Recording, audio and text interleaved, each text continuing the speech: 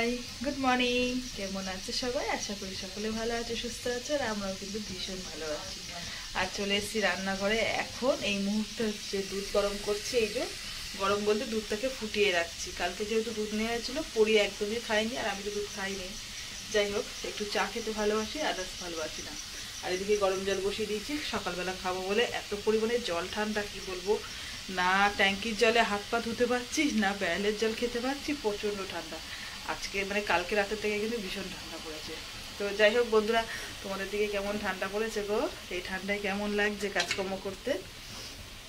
সত্যি শীতকালে কিন্তু সকালবেলাটা খুব কষ্ট হয় প্রত্যেকেরই। বাসন কোসন মাজা, কাচা কুচি, পরিষ্কার ঝরিষ্কার। একটু বেলা হয়ে গেলে আবার খুব একটা অসুবিধা হয় না, রোদ্দুর একটু গায়ে লাগলো, কাজ করতেও বেশ ভালো লাগে। আর যাদের ঘরের মধ্যে একদম সমস্ত কিছু বাইরে বেরোতে হয় না, তাদের একটু বেশি কষ্ট। আর আমাদের তো একটু কাজগুলো বেশিরভাগ বাইরে বাইরে, ঘরের ভিতরে কম, যেহেতু ব্যবসার কাজ পুরো একদম রান্নাঘরের ভিতরে উনুনের আশেপাশে কাজকর্ম করতে হয়। দেখেছো পরীক্ষায় কতবার করে ডাকছি, পড়ে উঠছে না। বকা না দিলে কোনোদিনই উঠবে না। আমি কি খুঁজছি বলতো? গ্লাস খুঁজছি জল খাবো বলে। চলো, গ্লাস কোথায় রাখলাম?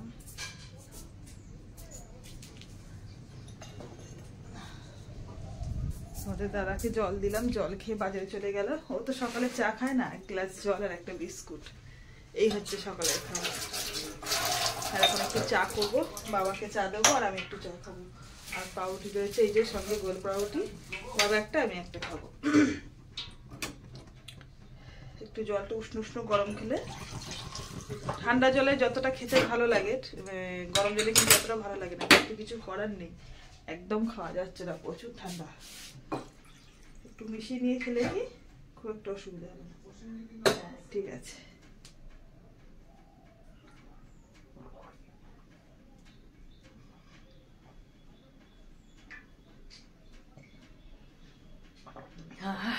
গরম করলাম বলে পুরো এক গ্লাস জল খেতে পারলাম, না তো কিন্তু খেতে পারতাম না। ঠিক আছে, চল একটু চা বানিয়ে নিই, তারপরে সকালবেলা উঠে দেখো পাখির বাসা। এইটা হচ্ছে আমার পাখির বাসা। পাখি বাস করে না, কিন্তু পাখির বাসা। চা করা পুরো কমপ্লিট। আর পরি আজকে বললো চা খাবো, পরির জন্য একদম বড় কাপের 1 কাপ চা, আর সঙ্গে একটা গোল পাউরুটি। আর এদিকে হচ্ছে বাবার জন্য দিয়েছি চা আর হাফ পাউরুটি, আর আমার জন্য এই চাটা আর এই পাউরুটি। আর এদিকে জল গরম করে দিয়েছি পরির জন্য, সকালে জল খেয়ে চাটা খাবে। সকালবেলা উঠে শুধু খাওয়ার জোগাড়, এছাড়া আর কিছু না বাঙালিদের। আজকে এতটা পরিমাণে ব্যস্ত যে রান্নার সময় পাচ্ছি না, হলে পরীকে আজকে রান্নাঘরের দায়িত্ব দিয়েছি। এই দেখো মাছ ভাজছে, এই দেখো আজকে টোটাল মাছ ভাজা, মাছ ধোয়া, ভাত বসানো, পুরো কাজটাই কিন্তু পরি করেছে। ঠিক আছে, এই দেখো। সত্যি কথা বলতে যাদের মেয়ে আছে তাদের কিন্তু বিশাল সুসার হয়। আমি সবসময় বলি যে একটা মেয়ে থাকা কিন্তু মায়েদের কাছে অনেক একটা হেল্প। আর এদিকে দেখো আমি চপের তরকারি করছি। তোমাদের দাদা আজকে আমাকে চা দিয়ে চলে গেছে চুল কাটতে।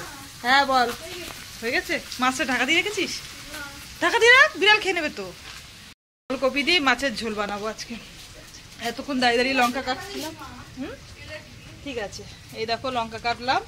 আর তোমাদের দাদা এদিকে এই তরকারিটা বানিয়ে দিয়ে গিয়েছে। আর ওই একটা তরকারি পাতানো হয়েছে ঠান্ডা করার জন্য, যেহেতু গুচি কাটবো। আর এদিকে আমি চিকেন করবো বলে মশলাটা কষাচ্ছি। ভাবছি যে এতেই আজকে রান্নাটা করে নেবো। পরে এদিকে মাছ ভেজে দিয়েছে, তো মাছ ভেজার পরে মাছটা ওই ঘরে ভাজা রয়েছে, মানে এখানে রান্না করে নেবো, এটাই ভাবছি। মাংসটা করে নিই, এই দেখো ধুয়ে রেখে দিয়েছি।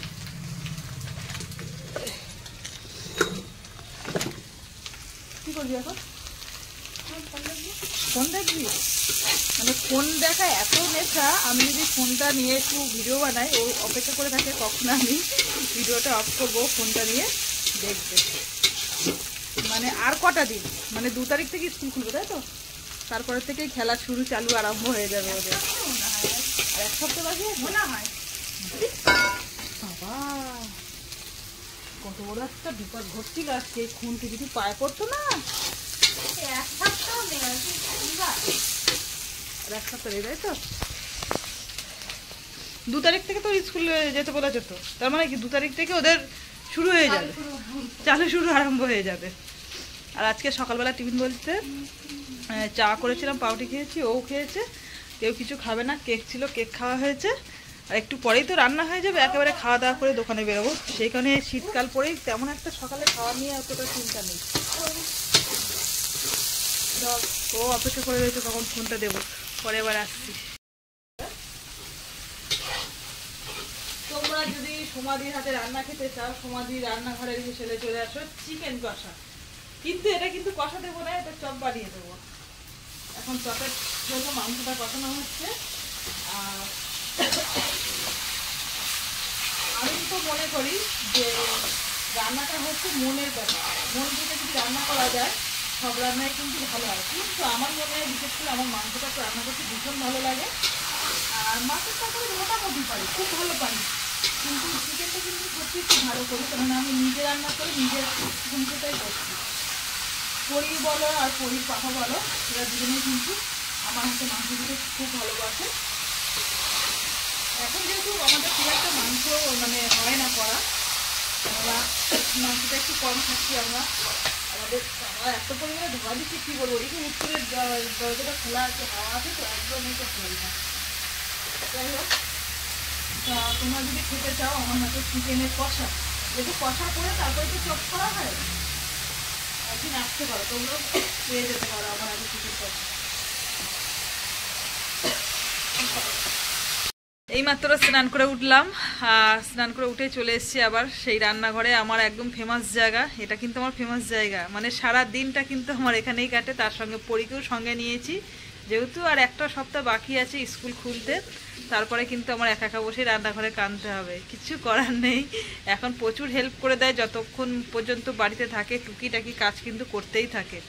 তো যাই হোক, যেটার জন্য আর কি তোমাদের সঙ্গে আসলাম ভিডিও করতে। এখন তো কাজ করছি, ওই দেখো স্যালাড কাটতে বসে পড়েছি, পরি দিকে ডিম ছাড়াচ্ছে, তারপরে তো গুচি কাটতে হবে। আর এখন চলে এসেছি এই দেখো উনুনে, আমার হচ্ছে ফেভারিট খাবার শীতকালে বিশেষ করে। এই দেখো বেগুন পোড়া